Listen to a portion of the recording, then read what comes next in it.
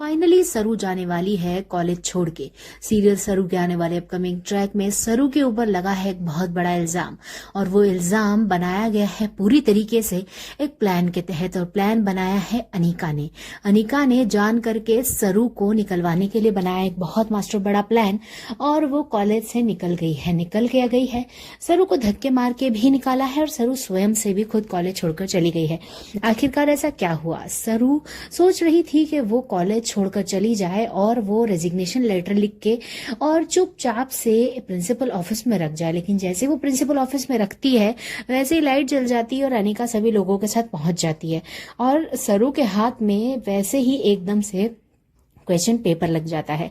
अब question paper की आड़ में अनिका उसको एक्सपोज करती है और कहती है कि ये लड़की क्वेश्चन पेपर ताड़ने आई है और ये क्वेश्चन पेपर लेकर जाएगी, और इसी वजह से ये क्वेश्चन पेपर चुरा चुरा के क्लास में फर्स्ट आ रही है, टॉपर आ रही है, गोल्ड मेडल जीत रही है। ये कोई असली में टॉपर नहीं है, ये झूठ बोलती है। आने वाले अपकमिंग ट्रैक में सरू के ऊपर इतना बड़ा इल्जाम लगने के बाद सरू से ये सहन नहीं होता है, और सरू अब पूरी तरीके से थक चुकी है, हार चुकी है और पूरी तरीके से परेशान हो गई है। अब सरू के पास कोई भी विकल्प नहीं है खरेस वापस जाने का।